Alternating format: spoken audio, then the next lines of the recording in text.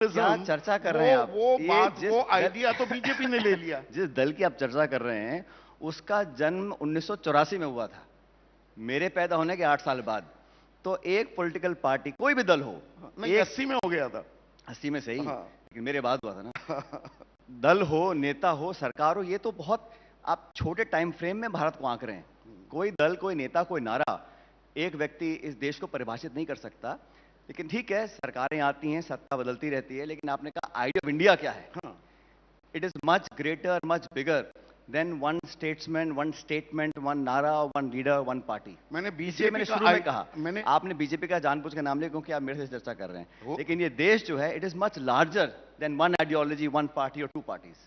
नहीं, इस देश में ऐसा भी नारा गढ़ा गया था ना सचिन, कि India is Indira, Indira is India. आज की तारीख में वो Modi is India, India is Modi, उस तरफ वो इतना बड़ा एक नैरेटिव जो गढ़ा जा रहा है, उसकी काट आपके पास क्या है? काट की जरूरत ही नहीं है। देखिए, लोकतंत्र में, हमारे देश में इतना बड़ा प्रजातंत्र है, लोग सरकारों को चुनते हैं, और ये बात सही है कि आज हमारा दल, हम लोग विपक्ष में हैं और जिम्मेदारी से अपना काम कर रहे हैं।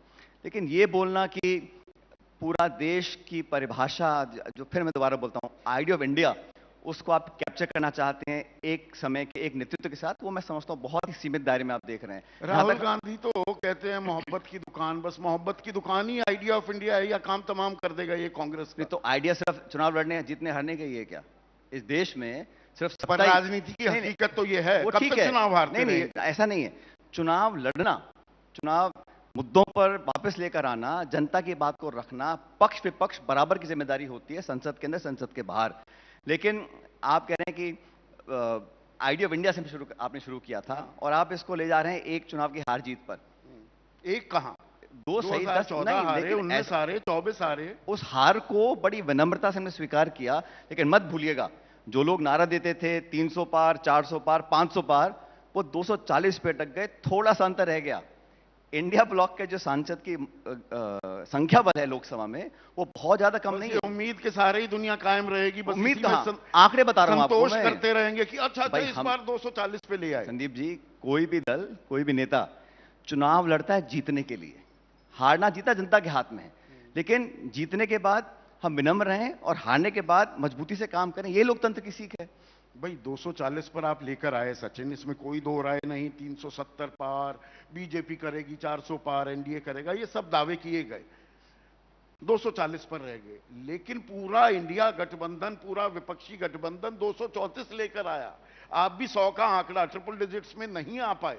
असल हकीकत तो ये भी है, आप 240 की बात को ही कहते रहते हैं, आप सब मिलकर भी, एक अकेला सब पर भारी, वो होता दिखा। आप आंकड़े उल्टा देख रहे हैं। अच्छा, मैं देखता हूं भारतीय जनता पार्टी के आंकड़े जहां थे वहां से 25-30% कम हो गए, हमारे आंकड़े दुगने हो गए। तो मैंने कहा ना, हार जीत को हम स्वीकार कर रहे हैं, और कोई बहुत ही नासमझ होगा जो हार की वास्तविकता को ना समझे। लेकिन हारने का ये मतलब नहीं संदीप जी कि आप किसी सत्ताधारी दल को ब्लैंक चेक दे दें मनमानी करने का। और हमने जो मुद्दा चुनाव में लड़ा था, ये कहकर लड़ा था कि इस देश में जो संस्थाएं हैं, मैं आपको उदाहरण देता हूं, सिर्फ वोट डालने का अधिकार लोकतंत्र नहीं है। वोट तो रूस में डलते हैं, वोट तो ईरान में डलते हैं, वोट तो नॉर्थ।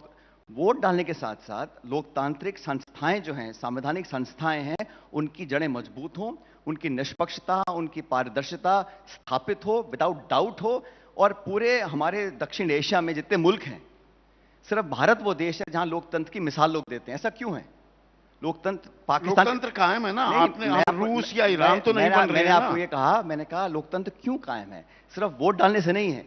संस्थाओं को सुरक्षित रखना, उनकी नींवों को मजबूत करना। लेकिन अगर उनकी इंडिपेंडेंस को, उनकी वर्किंग को अगर कहीं उस पर आशंका आती है, या कहीं उस पर आंच आती है, या उनकी नींवों को हम